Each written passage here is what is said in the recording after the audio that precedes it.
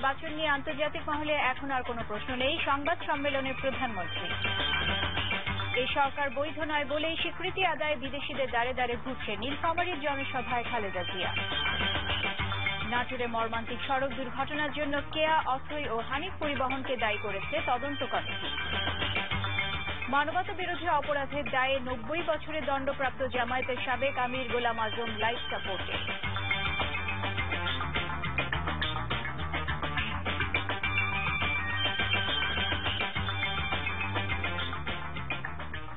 আসসালামু আলাইকুম, আমন্ত্রণ জানাচ্ছি এনটিভির রাতের খবরে। আমি রুমানা ইয়াসমিন চৌধুরী। AKSTMT বা শিরোনাম দেখছিলেন, এবারে পুরো খবর। প্রধানমন্ত্রী শেখ হাসিনা বলেছেন, যে দল নির্বাচনে অংশ নেয়নি তাদের সম্পর্কে বিশ্ব সম্প্রদায়ের কোনো মাথা ব্যথা নেই। তিনি বলেন, দেশে এখন নির্বাচিত সরকার, তাই আন্দোলনের নামে কেউ মানুষের গায়ে হাত দিলে এর পরিণতি ভালো হবে না। বিকেলে গণভবনে এক সংবাদ সম্মেলনে প্রধানমন্ত্রী আরও বলেন, বেগম খালেদা জিয়ার দুর্নীতি প্রমাণ হয়ে যাবে জেনেই আদালতে হাজিরা দিতে ভয় পেয়ে হরতাল ডাকেন। প্রধানমন্ত্রী বলেন, 5 জানুয়ারি নির্বাচন নিয়ে আন্তর্জাতিক মহলে এখন আর কোনো প্রশ্ন নেই। আহমেদ পিপুলের রিপোর্ট। রীতিমতো প্রকাশ্য দিবালোকে ইতালির মিলান নগরীতে সম্প্রতি আসেম শীর্ষ সম্মেলনে যোগ দিয়ে দেশে ফিরে ওই সম্মেলন সম্পর্কে দেশবাসীকে অবহিত করতে ডাকা এই সংবাদ সম্মেলনে সাংবাদিকদের প্রশ্ন উত্তরে গুরুত্ব পায় বিগত 5 জানুয়ারির নির্বাচন, লতিফ সিদ্দিকী সংসদের বাইরে থাকা দলগুলোর সাথে আলোচনা ও আন্দোলনের প্রসঙ্গ।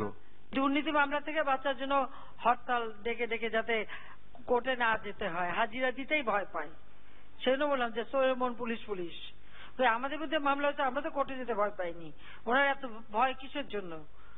কারণ এতিমের টাকা সে চুরি করে খেতে, সেই জন্য। 5 জানুয়ারি নির্বাচনের আগে অনেকেরই ধারণা ছিল একেবারে দেশে সাংঘাতিক অবস্থা সৃষ্টি করবে। আমি বলছিলাম কিছুই হবে না, হয়েছে কিছু হয় নাই। তো আন্দোলন না, 2-4টা মানুষ খুন করার নামে আন্দোলন না। হ্যাঁ, 5 জানুয়ারি মনে রাখতে হবে, তখন কিন্তু সামনে একটা নির্বাচন।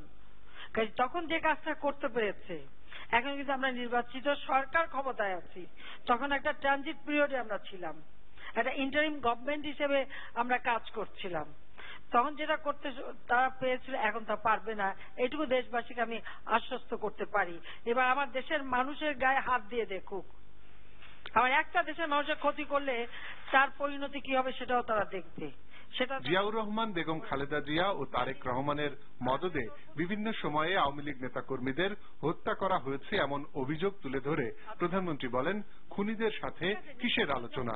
এই দেশের রাজনীতির জন্য, এই দেশের মানুষের জন্য অনেক কিছু সহ্য করেছি, অনেক কিছু সহ্য করেছি, শুধু দেশের সাথে, গণতন্ত্রের সাথে। কিন্তু আর কত? বারবার এই প্রশ্নটা আনেন কেন? আপনার মা বাবা ভাইদের কেউ যদি খুন করে, আপনি কি সমঝোতা করতে বসবেন টেবিলে? আমি তো আপনাদের সাথে, জনগণের সাথে, দেশের সাথে সেটাও সহ্য করেছি, সেটাও করেছি। এক প্রশ্নের জবাবে শেখ হাসিনা বলেন, 5 জানুয়ারির নির্বাচন নিয়ে যারা কথা বলছেন তাদের দূরদর্শিতার অভাব। একই সাথে তিনি বলেন, যে দল নির্বাচনে অংশ নেয়নি তাদের সম্পর্কে বিশ্ব সম্প্রদায়েরও কোনো মাথা ব্যথা নেই।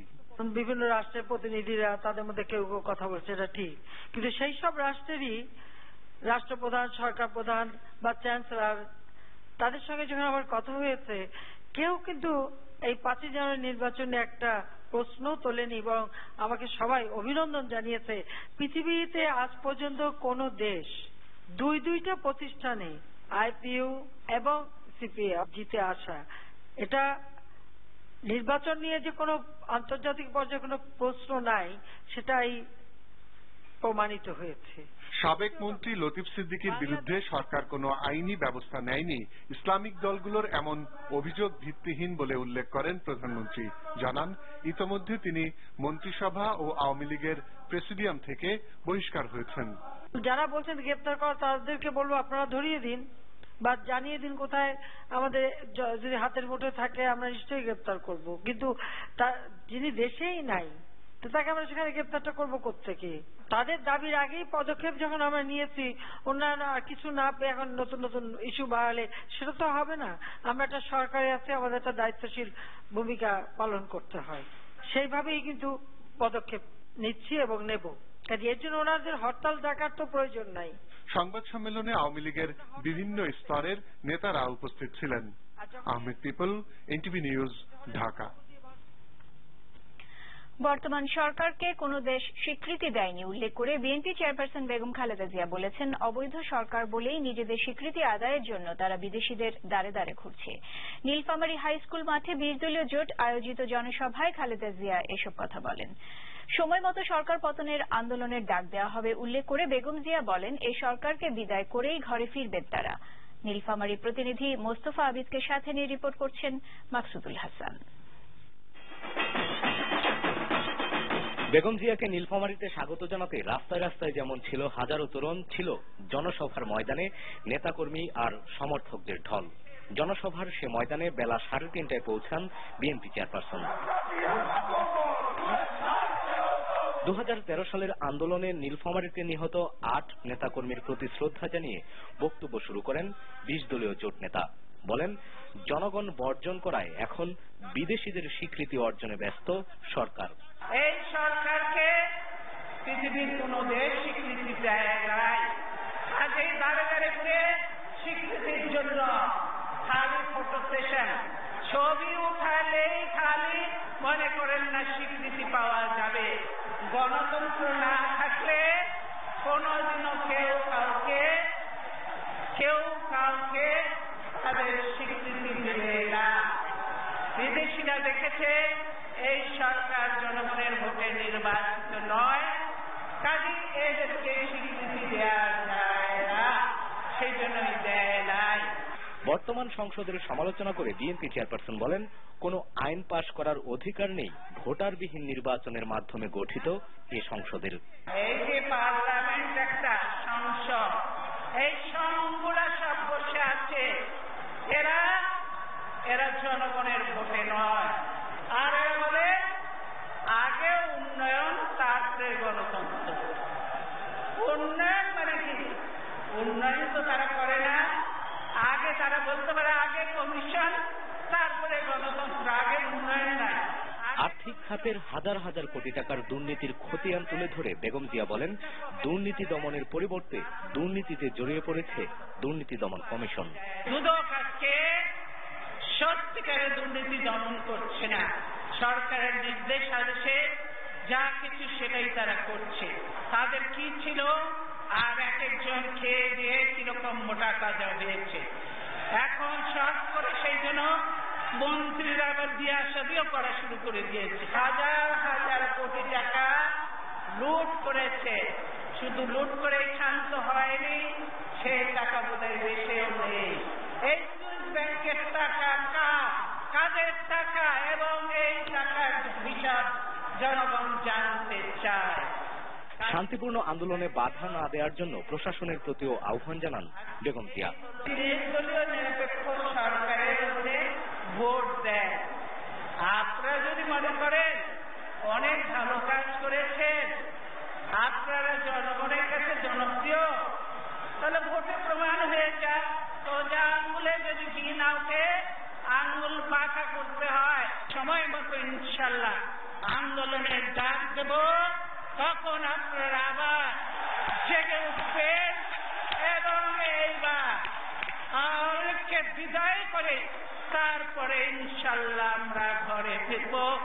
এদেশে গণতন্ত্র আনবো, নির্বাচন হবে, নিরপেক্ষ সরকারের অধীনে নির্বাচন হবে, বহুদলীয় গণতন্ত্র হবে, সকল দলের অংশগ্রহণে নির্বাচন হবে।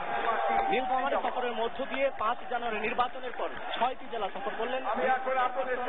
আসছে সপ্তাহে উত্তরের আরেক জেলা নাটোর এবং কুমিল্লা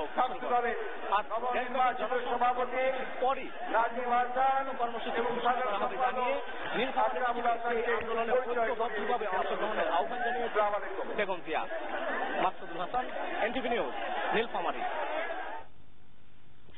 দেশে গণতন্ত্রের নামে দুঃশাসন চলছে বলে এবার মন্তব্য করলেন জাতীয় পার্টির চেয়ারম্যান ও প্রধানমন্ত্রীর বিশেষ দূত এইচ.এম. এরশাদ।